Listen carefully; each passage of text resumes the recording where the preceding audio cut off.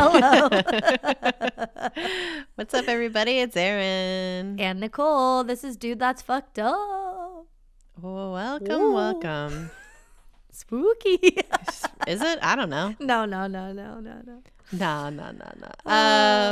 How's everybody doing? I hope you're well. Hope this month is going well for you so far. Mm-hmm. I don't know. Yeah, Beginning? we don't know what time or day it is. Who's to say? We're always a little confused. At least I am. Same. I know it was Groundhog's Day the other day, but also I've been living Groundhog's Day every day, so don't know what day it is still. Oh, that's true. And don't know how long ago Groundhog's Day was, so yeah. I don't know. It's every day. Yeah. It's Groundhog's Day. Yeah, that's pretty Here much we it. So we got a fun show. Yeah. A good one, I think. So good.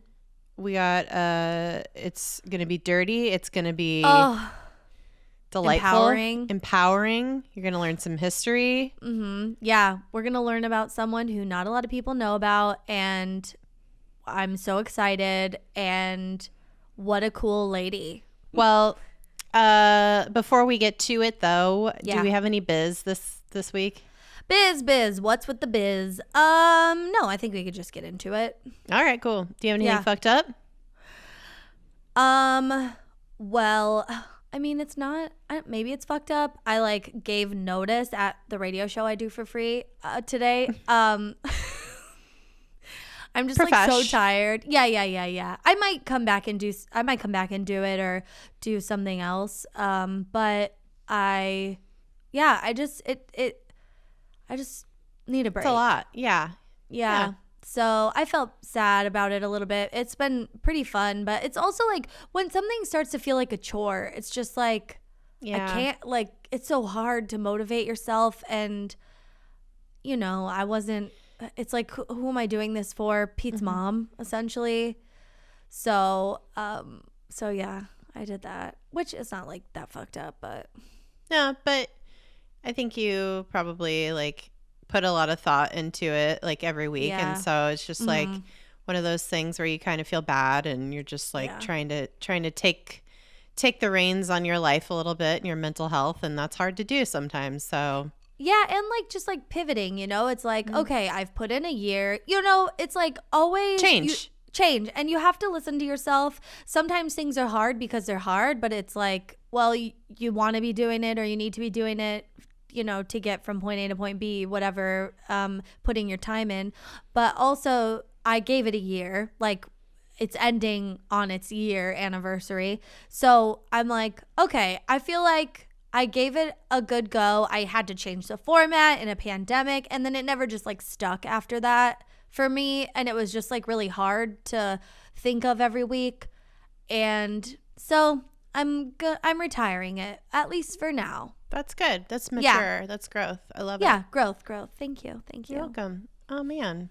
Well, good for you. I'm glad you're, just taking control and giving yourself some space and the agency that you have, the power that you have. That is the theme, I think, of this week's episode. So yes, I'm just going to segue into it because I don't have anything fucked up this week. Great. Let's do it. I'm very excited. I am too. My week was boring as hell, so who cares? Maybe something cool will happen next week. I doubt it, but I mean, yeah. I did win something in a raffle today. So that was fun. Yeah. I don't know what it is. I had to pick 3 of my top prizes. Tight. Good for you. So I'll get something, but I was I won something. That's fun. Well, fingers crossed that something cool like that happens next week for me. Yeah, so, true that. Because every week is the same. I'm wishing it for you. Thank you. Yeah. Well, anyway, let's get into this shit. Okay. So empowerment, agency, that is women. Like I said, women, sexuality, that is the theme, the topic, adjacency that we're talking about today. And speaking of that, we have talked many times about how much we love the song "Wet Ass Pussy" by Cardi B and Megan Thee Stallion. And we've talked a lot about the ensuing controversy and pearl clutching that it brought about for many, many months after being released. Like fucking think pieces, the annoying conservative white men coming out of the woodwork to give their 2 cents and also dunk on themselves about how they can't get their wife's pussy wet. So about how having sex with their wife is like fucking a bag of gravel. Yeah. Like, my God. I don't know. That's not right. Sir, how sad for your wife. But yeah, so there was just like so many people out here yelling about the immorality and the unprecedented explicitness of the song. When they were just really very mad about 2 Black women talking about having agency over their lives and their sexuality and being very, very explicit about sex and about what kind of sex they wanted to have. Yeah. Like, and good putting sex. That into good sex, hot sex, rough sex, like all the sex, penetrative sex, like, you know, oral over sex. the clothes sex. Yeah. They were talking about all of this stuff and people just got so mad and it was dumb, honestly, really mind-bogglingly dumb about how upset people got about this song. Yeah. But luckily a huge amount of the world population loved this song. I mean, like people from all over the world were into it and celebrated the explicitness of it and made it one of the most popular songs of all time. Oh my God. And also shout out to all the people who took the time to learn the WAP dance and like perform it in many different styles. Yeah. On various social platforms all over the world. Oh my God. There's nothing more unifying than a wet ass pussy. I mean, come on. Yeah. I saw that you like wrote this and I was thinking about it earlier. I've seen so many creative ones. Like I've seen it on roller skates because I'm like into roller skating now. I've seen a friend of mine did a TikTok that was like, she did it, but to Enya. Like it was like an Enya version of it. It was so funny. Everyone's just so creative and I loved it. And also like what a feat that dance is. I can't do it. It's very fucking hard. Oh it's God. Very technical. The splits? No, oh my God. I can't. I wouldn't. And I wouldn't and I won't. And I would, but I won't. I can't. I'm going to say something that is potentially extremely embarrassing for DJ. He learned part of it and performed it for me, and it was the most amazing thing of my life. Oh my God. I think it would only be embarrassing to him if you shared a video of it, which I would never. I didn't. There's no video in existence, but no, so that's fine. But he did a good job. Good. I'm sure he did. He's talented. He's very multifaceted person. He's a great dancer, and he just suddenly like popped it out for me, and I was like. It was like a portion. Yeah, he's like, hey, I got something to show you. You're like, oh, what? And he's like, it was very fun. It was, that's my love language. Just oh my God, just little popping treats. Yeah, yeah. So with all that said, we thought it was time to introduce or reintroduce people. If you've heard of this person before, doubt it. But if you have, I'm proud of you. Well, allow us to reintroduce or introduce the people to a pioneer of pussy talk, a trailblazer of taints, an explorer of the explicit, a crooner of the coochie, Ms. Lucille Bogan. Hey. Oh my God, a trailblazer of taints. What a wordsmith. Thank you. She was a blues singer who was singing about wet ass pussy in the 1920s and 30s. Basically 100 years ago, she was singing about this very explicit sexual things. That's wild to think about. A century ago. Yeah. So I think I originally heard about Lucille Bogan when WAP came out. Oh, really? Yeah. I think I had read some tweets about it, like after people were like kind of freaking out a little bit about it and being like, this shit's not new. Like, what are you talking about? But also it was mentioned, she was mentioned in the Netflix show, which we did a Patreon episode on our commentary episode of last month about the Netflix show, The History of Swear Words. Oh my gosh, shameless plug. We have a Patreon. It's patreon.com/DTFU podcast. We talked about all the swear words, and she came up as, I think it may have been in the pussy episode. I think so, yeah. Because she's saying so explicitly about such things that we'll get into. And we were just like, oh, we got to do an episode on this woman. This is incredible. And like, yeah. Wow. Anyway, check it out. Yeah, watch the History of Swear Words. Great. Check out our Patreon and then listen to songs by Lucille Bogan. Because holy fucking shit, all you prudes buckle the fuck up because you're about to hear some grown women talk about some grown women things. Okay? Okay. You better clutch those pearls into your purse for safekeeping because we're going to go on a wild ride. I'm saying you're going to need to turn those pearls into fucking anal beads because this is where it's going. It's just going to happen naturally, honestly. Yeah. Your body's going to absorb them down into your...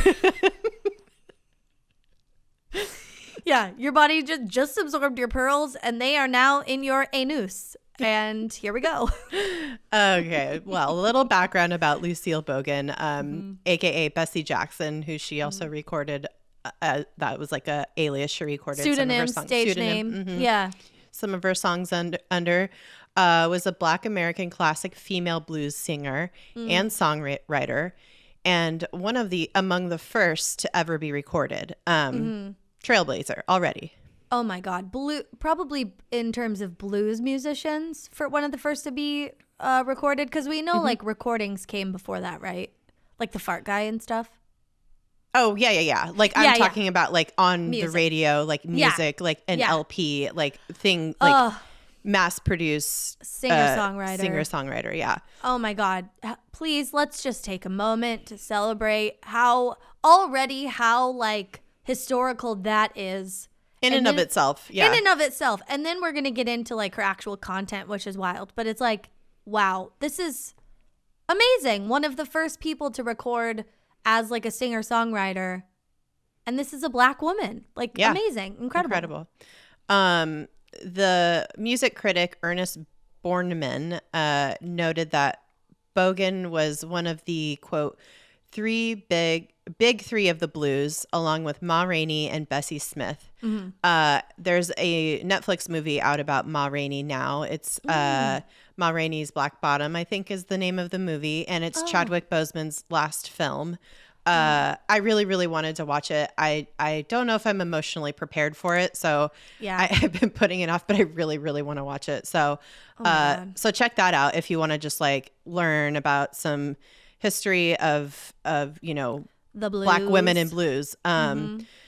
So those are like extremely famous women of the time in this genre of music. And Lucille was like started out as I think she started recording vaudeville because that was like the jam of the time. But then, you know, she was like singing regular blues songs.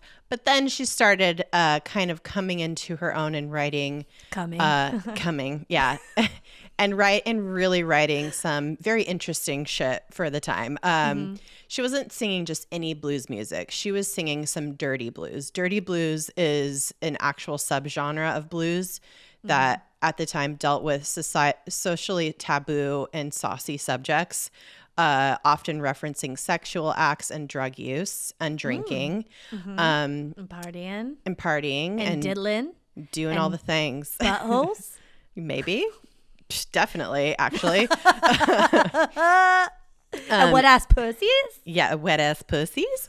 And due to the almost always explicit subject matter of these songs. The music was often banned from the radio and only available on a jukebox or live performances. Oh my God, that makes me miss bars even more. Like, bars are still cool. It's like, you can't hear this music on the radio back then, but if you went into like an underground bar, or like a juke joint, you know, then you could hear it, and everybody would probably be dancing, listening to fucking wet ass pussy, old timey wet ass pussy. Oh, you're talking about the wet ass pussy. Da, da, da, da, da, da, da, da. I don't know. Fuck. Oh my God. No, it's the blues. So it's like dun dun. Oh, I was like in the vaudeville. Yeah. Oh, that's good. Yeah. I got a pussy. Bum bam wow wow. It's wet. Bam bam now. It's close to my ass. Bam bam now. Wet ass pussy. Oh my God. Oh my God. So oh my God. Dasani Punani. Am I right? Okay. Well, so the dirty blues style was most popular in the years before World War II. And then it had a little bit of a revival in the 1960s. That's fun. Yeah. So some examples of these songs that were popular in like the late 1920s, early 30s. You need to sing each title of these songs, please. In whatever genre or old timey accent. At least a couple. Well, the first song that there's so many. There's a huge list of them that I found, but I just went through and picked out like the ones that I thought were very fun. Yeah, these are my favorites. These are my tops. These aren't necessarily the biggest hits, but there's the tops. There's the tops, and then there's some bottoms, but we'll see. It's tight like that. By Tampa Red and Georgia Tom. That was in 1928. Guess what they're talking about? Pussy or a butthole. Don't. Can't. Please warm my wiener. By Bo Carter. That's not how the song goes at all, you guys. Oh my God, I wish it did. But it's called Please Warm My Wiener by Bo Carter from 1930. Oh my God. Good grinding on. I don't know. That's not. This is offensive to these musicians. I am not going to do this anymore. Okay, I liked it. You gave it. Okay. I'll sing the next one. Okay. Oh, Good Grinding by Irene Scruggs, 1930. Okay, this is the next one. Ooh, my girl's pussy by Harry Roy. 1931. Great. This is what I'm saying. Like this is like 90 some odd years ago. Yeah. Come on. Yeah, that's wild. Yeah. We can just say the rest. I don't. Yeah. Yeah. This is actually a very popular song, and this is by one of the aforementioned big three women in blues, Bessie Smith. Need a Little Sugar in My Bowl by Bessie Smith, 1931. I Want Some of Your Pie by Blind Boy Fuller, 1938. And so many more. These are just, like I said, just a smattering of the dirtier titles. It makes me really want a Now That's What I Call Fucking compilation CD. Like right now. I want it. Now that's what I called fucking. That's what I call. Yeah. It's old timey like 1920s and 30s. Yeah. Mm-hmm. Featuring hits from Bo Carter such as Please Warm My Wiener. Oh my God. And everyone remembers Tampa Red and Georgia Tom. It's tight like that. Wow. This is dirty blues. So this is what we're talking about. Amazing. My new favorite genre. Truly. So a little bit more about Lucille though. Let's go back to her. She was born Lucille Anderson in Amory, Mississippi, and raised in Birmingham, Alabama. In 1914, she married a man named Nazareth Lee Bogan, a railway man, and gave birth to a son, Nazareth Jr., in either 1915 or 1916, somewhere around there. We should say right now, there's not a ton of history on this woman, and what is known is the things she did around recording. So that's why some of this information is like, oh, it was this year or this year, because we all know that, like, you know, Black people don't have a lot of documented history because of how they were brought to America, and then from there they weren't a priority, unfortunately. And so that's why we don't have a ton of information on her history. And the only reason we do is that she was a recording artist. And relatively famous at the time. And relatively famous. Yeah. So that's why we get to know stuff about her, because otherwise we wouldn't. And that sucks. And that's fucked up. Yeah, it is fucked up. That's the most fucked up thing about this, is that she did so much for so many things, which we'll talk about, for music. Yeah. So many things. But the details of her life are very scarce when it comes to, like, personal and her, you know, just her actual, you know, intimate life. We don't know that much about, but yeah, like her biography through her recordings and her writing of her songs, like, we can kind of get a glimpse into what was going on with her. So she had her son Nazareth Jr. in 1915 or 16. Then she later divorced Bogan and married James Spencer, who was 22 years younger than her. Just ahead of her time in so many ways. Divorce, marrying a much, much younger man. Yeah. Although I don't necessarily condone an age gap like that for anyone at any time. You know, do your thing, but, like, that's a bit. Yeah, I don't care. I don't care as much as long as it's, like, two consenting adults. And by adults, I mean, like, real adults, like, not 18, but you're, like, at least, like, mid to late 20s, so you have some life experience. I would say over 30, whatever. Anyway, so she's divorced, remarried to I'm assuming a hot younger man. And she first started. We can assume some things about him, I think. Yeah. He knew what he was doing. There may have been an age gap, but look, he knew what he was doing, because this is a woman who is all about it.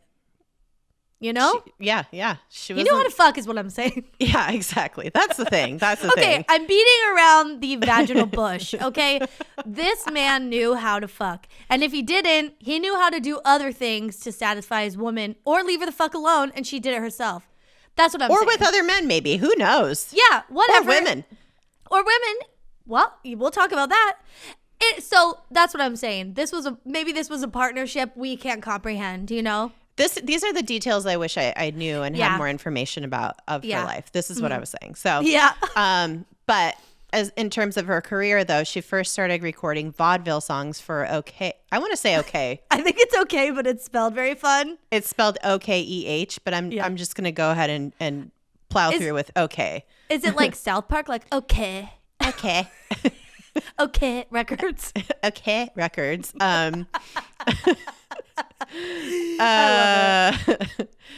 She started recording vaudeville songs in New York in 1923 for OK Records, because that was the hot sound of the time. Like, I'm talking like Charleston, dun dun dun dun dun dun dun, you know, like that kind of shit. Like, that was what was happening. Lots of piano, lots of, like, you know, beep, bop, blah, blah, blah, blah. Yep. It's where we got the point dancing from. Yeah. That's why people point when they dance now. It carried over. Yeah. Why people never stop with the pointing.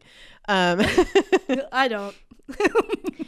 But then she kind of, like, found her groove in blues. She started recording more blues songs.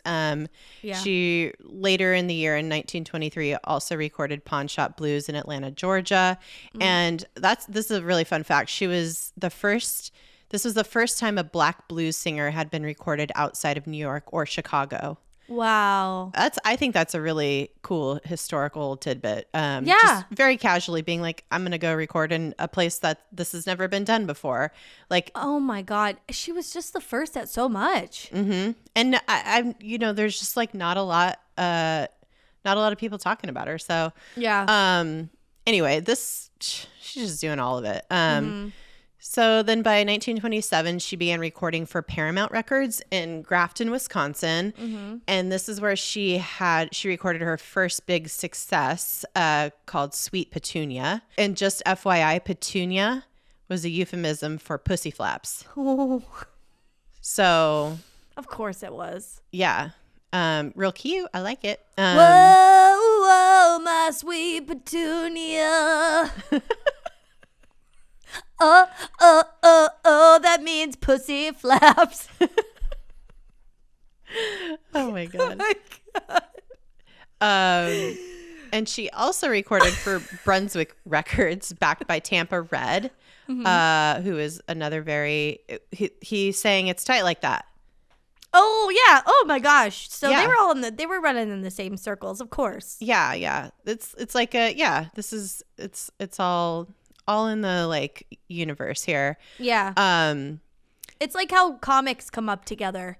You know, yeah. It's like, yeah, they're all doing a special together and they all hang out backstage and stuff. It's like, oh yeah, they were all doing their own thing, but they were probably like carousing with each other and like, totally, yeah. You know? Like helping each other. They were like pulling each other up as they rose the ranks. Or just comedy writers in general who write for television shows or whatever. Totes. Yeah. So, yeah. They're all helping each other out. They're all helping each other get those recording deals. That's right. By 1930, her songs, which she mostly wrote herself, tended to concern drinking and sex, such as quote, Sloppy Drunk Blues. Oh, yeah. Which was covered by Leroy Carter and others. And another song that she recorded that was really popular was called, quote, Tricks Ain't Walkin' No More. And this was later recorded by Memphis Minnie, who was another famous blues singer at the time. Mm-hmm. She recorded, Lucille recorded Tricks Ain't Walkin' No More 3 times during 1930. Wow. And if you look at the title of the song, Tricks Ain't Walking No More, mm-hmm. it's referring to, you know, tricks like Johns and sex work. Turning tricks. Yeah. Tricks are on the streets anymore because this is the Great Depression. Nobody has money for anything. So even sex workers are having a hard time getting income. And so she, part of like the songs that she would write during this time had a recurring subject of sex work and very, you know, just lot of like hardship. It really suggests that she had a strong affinity with poor Black women, driven by desperate social and economic conditions. During the Depression, people were doing all they could to survive. Sex work, bootlegging, and robbing people were things that were happening everywhere all the time in America, because this was fucking rock bottom for our country in a lot of ways. Yeah. And she did not sugarcoat that shit. She just she was writing music that was very real. And it was very real. And she was like experiencing a lot of this. Like she wasn't famous enough that she was just like super wealthy and everyone forgot she was a Black woman in the 1930s. You know what I mean? Like her life was still, you know, hard. And so it's not alleged, but maybe it's assumed that she was participating in some of this work because that's how she was getting by. And so she was writing about her own experiences, which makes sense because she wrote about the good experiences, like the sexy stuff of things, and she wrote about the not so good experiences. And I feel like this is also, for me, this just was like a very stark reminder of like the intersectionality of all of these different types of movements and things that people are working toward. Even now still, it's like, you know, this that some of this work has always been a means of survival, especially for women of color and the LGBTQ community, and which is why it's really important to keep fighting to decriminalize it. But that's what she was kind of doing. Like she was like an activist. Maybe she knew it, maybe she didn't know it, but just the fact that she was like speaking about these things and trying to normalize them, it's incredible at a time when like Totally. I mean, and just so frankly and explicitly, like there was not a lot of euphemism happening in her music. Like she was just saying what it was. She's not singing about pie. And if she is, she's like, fuck me in my pie. Yeah. Use this fuck this pie and then we'll fuck. Or she's like, fuck like, me and then we'll eat this pie. Yeah. Exactly. It's like she was not sugarcoating anything. No, nothing about anything. Yeah. No. And I love her so much. That shit's brave. Like at a time, like think about the music that was like quote unquote mainstream and popular. It's just like and it's just like I don't know. It's crazy. My Country 'Tis of Thee or something. It's like, oh, this is some boring ass shit. Yeah, but at the same time, it parallel to like what we are, what we think of the era of this time. Yeah. And that's what I think was so striking to me. It's like, well, fucking duh. The Great Depression was like leveling the country. Like people were just desperate and like, it was horrifying. And of course there was, shit like this happening. And it's just like we kind of the way I think we learn about it in history is just like, oh, like America pulled through and it was, like the grit and determination of people. And it was like, okay, well, how did they pull through? Like, there was some fucked up shit happening for people to pull through here. Like people were, doing anything and everything they could to survive, like I said. So, but she was singing about it too. Yeah. There wasn't any of this like fake, like, let's sing about, rainbows and lollipops and, everything's horrible, but let's forget about it. It's like, no, she's like, well, no, we're going to sing about fucking also too, which is also fun, but. And how you get out of a Great Depression. Also, I just feel like that's also true of just the genre of blues too. Like it's like, I feel like you have the blues and then you have country and like both are kind of like in the same realm, but country I feel like tends to make things a little softer and, it's more whitewashed literally.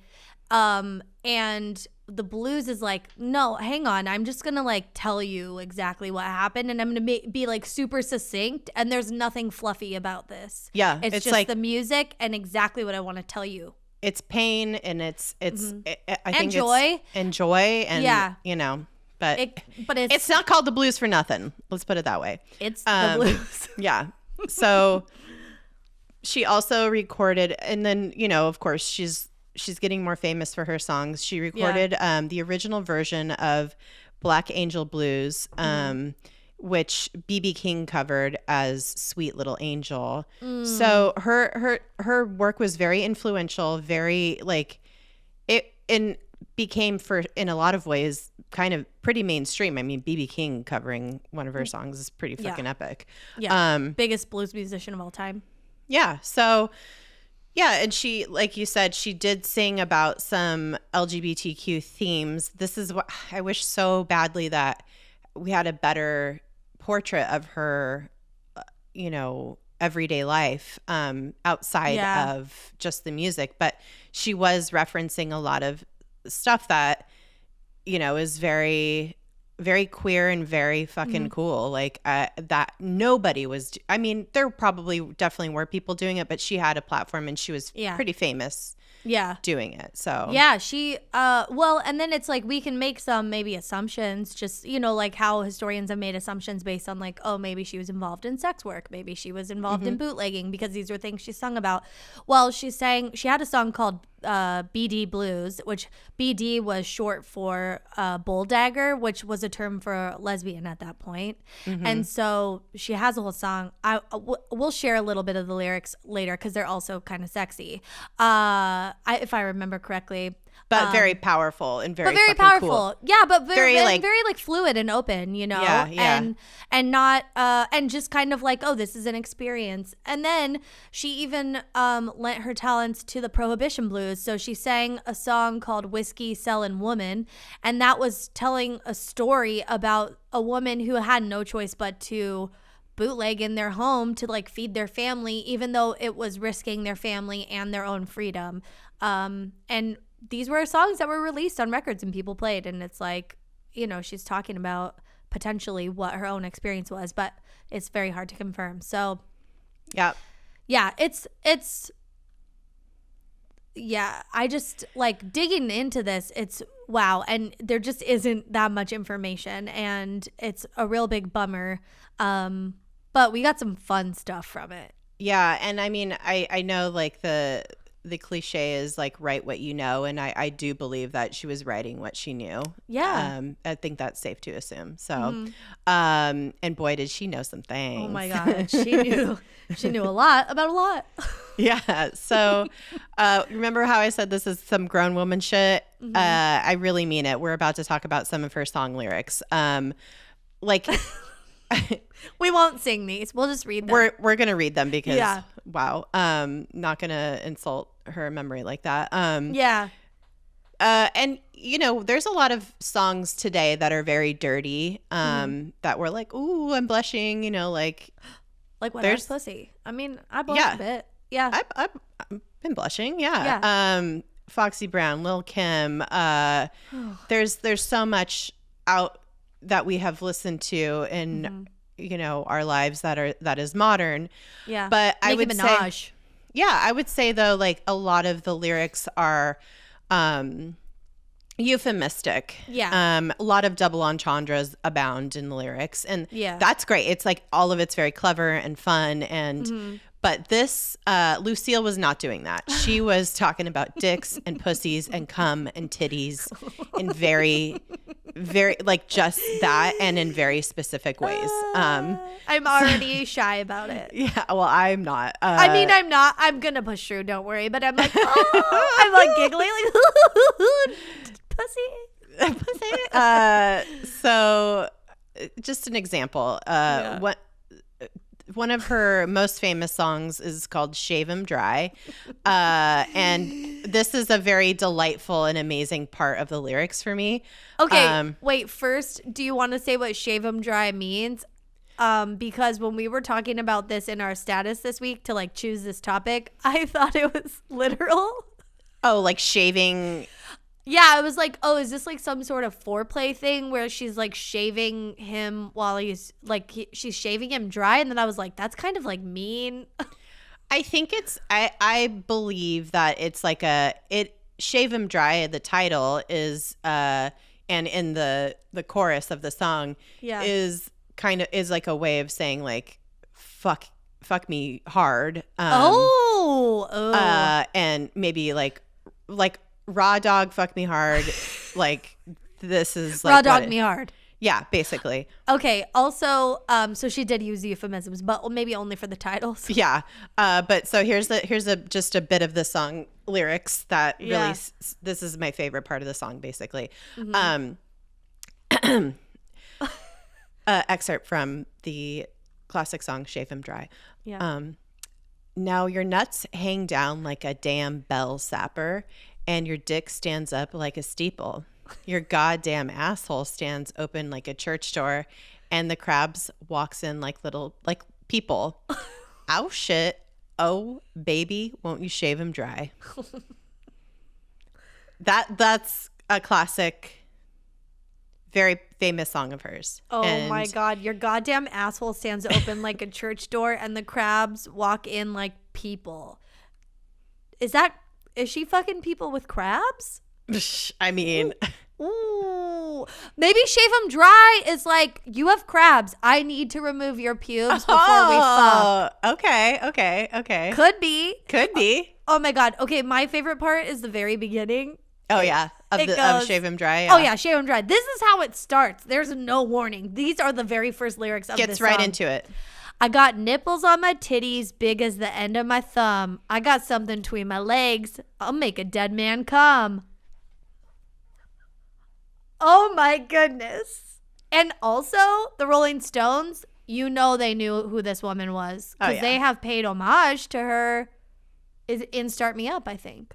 Oh, okay, yeah. Or maybe Brown Sugar, which is a problematic song. Extremely problematic. Well, there's a line that says she makes a dead man come. Oh, yeah. Make a dead man. Yeah. Start Me Up. Yeah, to start me up. Yeah. Yeah. Yeah. Start me up and make a dead man come.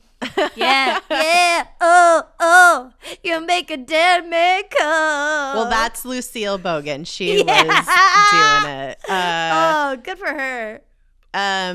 Yeah, she was just like, this is what I mean. Like, there's no filter, and it's fucking. It's like, it's great. I love it. It rules so hard. Like, okay, one more part from this song that I want to put on a T-shirt or a greeting card, maybe. Okay. This is poem. This is poetry. Mm-hmm. Now, this is poem. My brain's short circuiting from all the pussy talk. It's a lot. I love it. Okay. Now, if fucking was the thing that would take me to heaven, I'd be fucking in the studio till the clock struck 11. Yeah. Okay. She's like, I'll do it to get to heaven. Why not?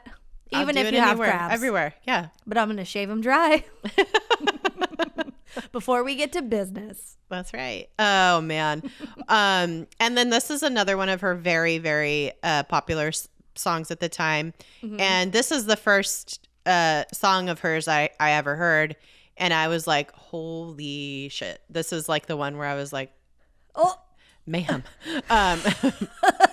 So one of my favorite parts from this song, from Till the Cows Come Home, is, if you suck my pussy, baby, I'll suck your dick. I'll do it to you, honey, till I make you shit. Oh, baby, honey, do it all night long. Do it to me, papa, till tomorrow comes. Oh my God. Like, no beating around the bush. Like, the bush is exposed. Yikes. Till I make you shit. I don't want that. I don't want to fuck anyone until that happens ever. But it's just like, it's extreme, you know? It's just like, this is how hard I'm going to fuck you. Like, your dick is going to be... all your muscles are going to relax, including your sphincter, and shit's going to come out. Yeah. I fucking love it so much. That's hard. That's like wild. Also, it reminds me of very the movie... fucking punk rock. Like, it's punk rock, yeah. Well, it's very Lucille Bogan, and punk rock just wishes. It's very Bogan rock. Yeah. It reminds me of Kingpin when she's like, I think you jarred something loose. What is it about good sex that makes me want to take a shit? That's what we're talking about here. Lucille knows. Lucy knows. Okay, I have one more. It's not dirty, but I wanted to give like a fun blurb from Beady Blues, which is like it's like an homage to maybe like women she dated, or just like the lesbian experience. Come in a time, BD women ain't gonna need no men. Oh, the way they treat us is a low down and dirty sin. BD women, you sure can't understand. BD women, you sure can't understand. They got a head like a sweet angel, and they walk just like a natural man. I think she's kind of like, we don't need men. We can all fuck each other, and maybe that's better. Yeah. I love it. I do too. I mean, that's, first of all, her just like singing a song for lesbians, period, is like fucking amazing. So it's all, I mean, this is very much a very, very small sampling of her music. Please go listen to it. It's great. That's great. It's very, very, very explicit. But it rules, man. It's just like, it's just going for it. So it's so good. I was listening to Whiskey Selling Woman earlier, and I was like, I love this so much. It's just such a classic blues song. It's great. And there's a story. It's so fun. Everything about it. Towards the end of her career, she managed her son's band, Bogan's Birmingham Busters. That was the name of the band. And then in the early 40s, she moved to California, where she continued to write. Her last composition was called Gonna Leave Town. Yeah. So she was like writing up until the end of her life, which was she died on August 10th, 1948. And she's buried at Lincoln Park Memorial Cemetery in Carson, California, which is 15 minutes away from us. Oh, my God. I'm going to bring her some flowers. Oh, you should. Yeah, I definitely. And maybe like a little like shot of whiskey because oh, my gosh. She fucking deserves it. She rules. That's cool. Her and my dad was alive for a year while she was alive.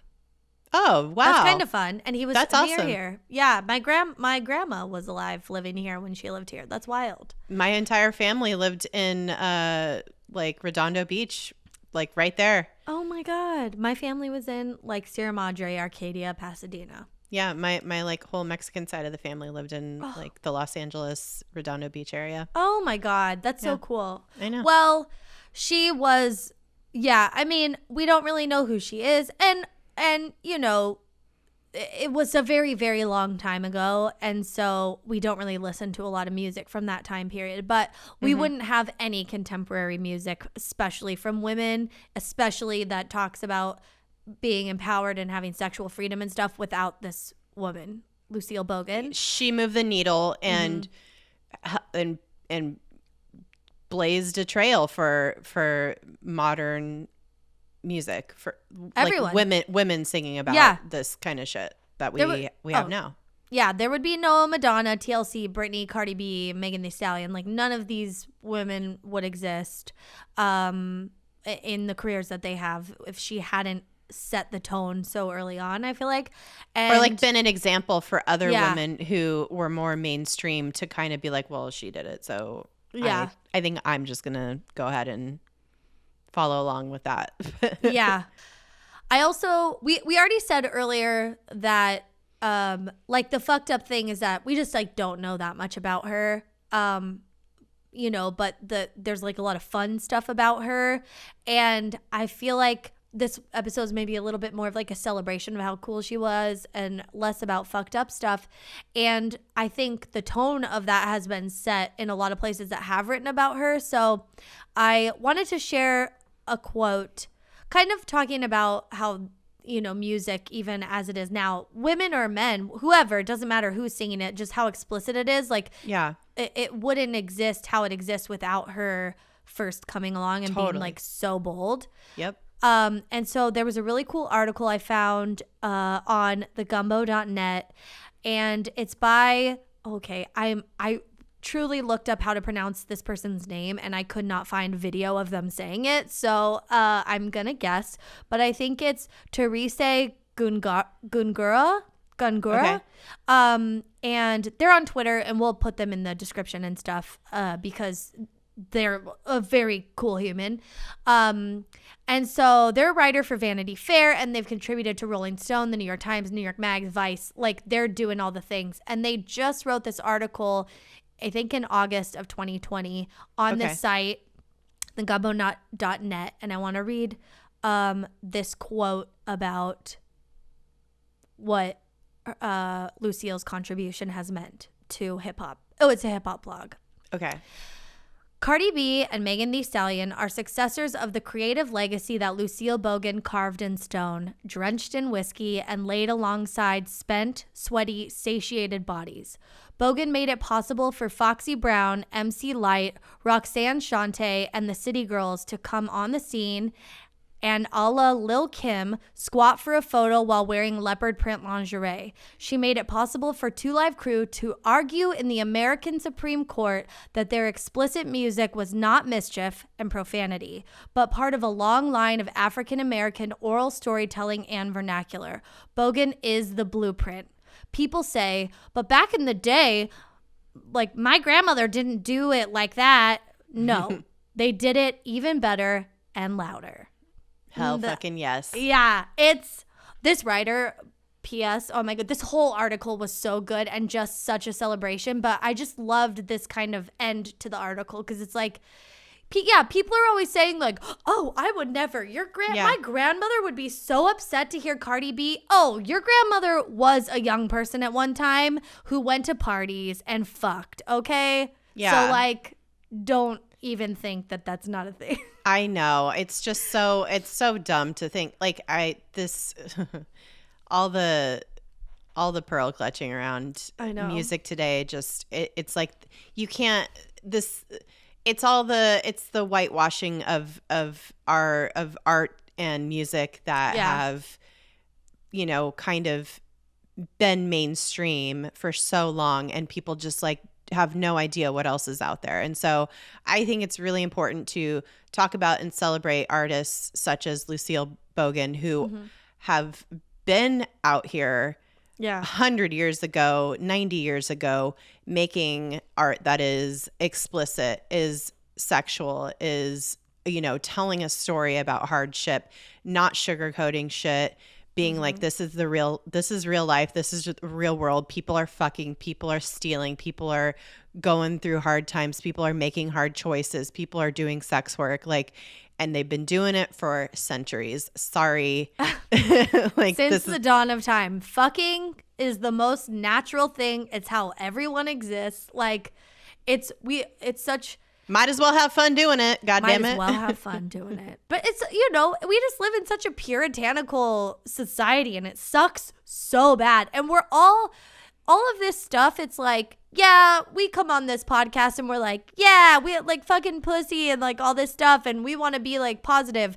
That takes so much unwiring of what we've been taught our whole lives. It's hard. Yeah. You have to keep pushing at it. And it's like, for sure. I get shy about it, you know, but it's just... I mean, you know, yeah, it's... I think, yes, it is a lot of, you know, kind of this idea of like... We talk about really disgusting things like tapeworms in your butthole. Yeah. And then we have like a hard time talking about like something that is like actually cool and fun. Like, come on. I know.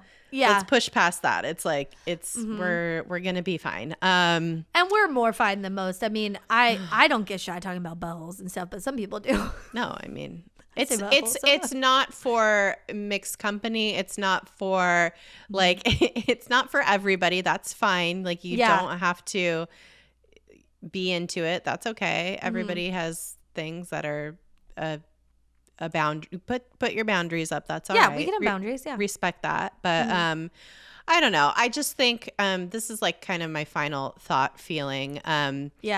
I just think the thing I love the most about these songs, like aside from their hardcore sexual content, is like the directness and the assertiveness of the lyrics. Like, she wrote these songs very intentionally, and maybe, you know, maybe it was for entertainment, maybe it was her experience, maybe it was, you know, what she really wanted to talk about, maybe it was to sell records, who knows. But like, either way, she's writing it and she's like, this shit is fun and I'm enjoying it. Like, fucking is fun, I'm enjoying it, and you are too, and this is exactly what I'm gonna do to facilitate this dope ass fucking that we're gonna do. So like, to me, that is agency, that's power. And may we all be so bold. You know? Oh my gosh. The article from thegumbo.net, the other thing that the author wrote that I thought was so great, and like how they open the article. I'm not sure of their pronouns. How they open the article is we don't know much about Lucille Bogan, but I do know she never had bad sex. Like, I don't know much about this woman, but I don't think she had bad sex, because she's out here talking about how delightful it was.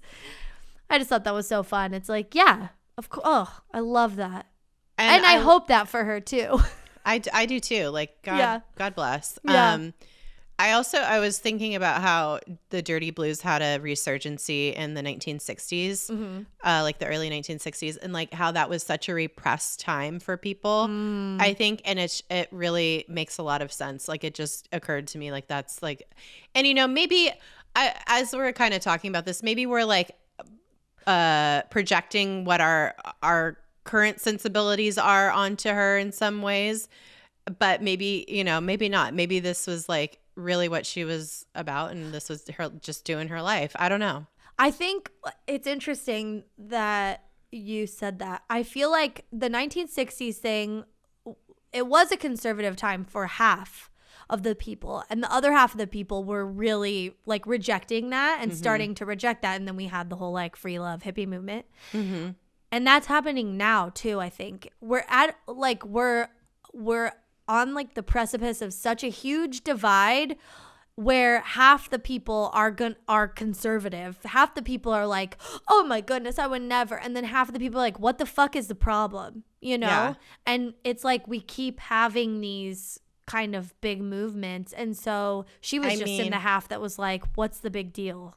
I know. And that's coming back to like wet ass pussy. Like this is like the, you have art that is very subversive, and you have people that are having these intense rejection and reactions to, said art. And it's just like, it happens every generation. Yeah. And you could see it in different points in time in history. And it's just also predictable. And I don't know, it's very, very interesting. And I hope we can this time around, well, we're not doing a great job with with the current climate, but yeah. I hope we can kind of push through and be better for it. And progress, it's never going to stop. No. So why fight it? I know. Yeah. It's so funny. It's also like my biggest something like this where like it's a song, it literally harms no one to listen to it. Like my whole thing is like, if you don't like it, just don't listen to it.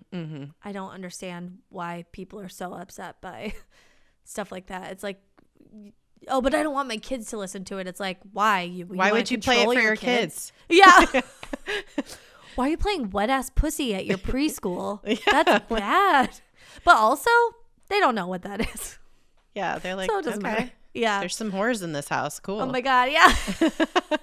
No, chores in this house. Oh no. I feel like you just reminded me of that family that makes those like parody music videos. I hate them so much. That dad is just like, they did the one and it's fine. And then all of a sudden they have a business that they're running where they just exclusively make parody music videos for like Kmart and shit. And I'm like, how dare? I hate it here. I do. I know.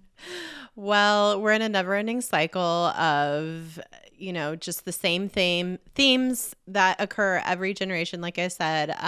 Thank God we don't live forever, because I can only go through this cycle once, maybe twice. Imagine being a vampire and just being like, God, you guys, get it together. Yeah. Oh, my God. They're like, Lucille Bogan has a new song out. It's like, no, it's someone named Cardi B. Oh, geez. What year is it? Oh, my God. Yeah. I don't know, man. Time is a flat circle. Everything that's old is new again. So just be like, breathe. It's okay. Yeah. Everything's going to be okay. Yeah. We only are on this earth for a very short period of time. It's not worth it to be upset about fucking pussies and dicks. Okay. No. Just be happy about it. Yeah. It's cool. It's cool. Let people do with pussies and dicks what they're going to do, as long as everything's Why do you care so much? Yeah, you don't need to care. I don't care that much about pussies and dicks and titties and shit. Like, you know why they care? I like them, but You know why they care? Why? They're jealous. They're jealous of the freedom of the just the freeness of it all. Yeah, they're like, what? They're like, oh, people shouldn't be singing about orgasms, and you're like, why? And they're like, 'cause I've never had one. Yep. Like, yep. Okay, that sounds like a you problem. Okay, Ben Shapiro's wife. Oh my God. Okay, Mrs. Shapiro. We know. Oh my God. She's like at a dinner party. If I'm ever at a dinner party with them, why would I be? But if I ever was, first thing I'm asking her, have you come yet? How's your pussy? How's your pussy doing? How's that puss? I'm gonna shit on their radiator so that their car just always smells like shit for the rest of their lives, and they have to trade it in for a new one. Oh my God. That's what I'm gonna do. I don't give a shit about her pussy. They give a shit about my pussy, though. That's what's so creepy about it. That's the thing. Yeah, I know. Yeah, it's mine. Sorry. Jealous. That's what I'm telling you. They're jealous. Anyway, well, God bless Lucille Bogan.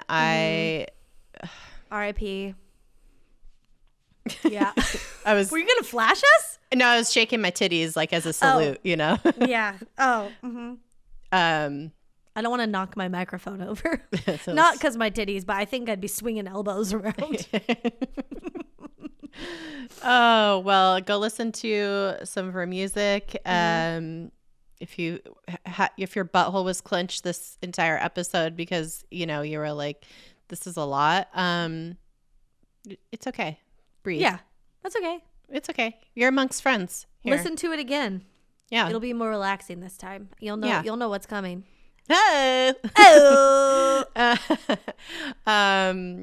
Yes. Well, that's all I got for this topic. I loved it. It was really fun learning about her and the music of this time. So wonderful. Yeah. All right. Well, follow us on social medias at DTFU Podcast, all the places. Yep. Go to our website, dtfupodcast.com. Check out our merchandise. We have some cool bandanas, stickers, magnets, you know, that kind of stuff. It's fun. Cool, fun stuff. And I think that's it. Yeah. Thank you guys for listening. As always, you're the best. And hey, listen, be excellent to yourselves. And your pussy. Hey. I mean, and each other. Both. Yeah. Yes. And your butthole. All of the things. Your genitals in general. Just be nice, you know? Be kind. Just be excellent. That's all. Yeah. All right. Bye-bye. Bye-bye.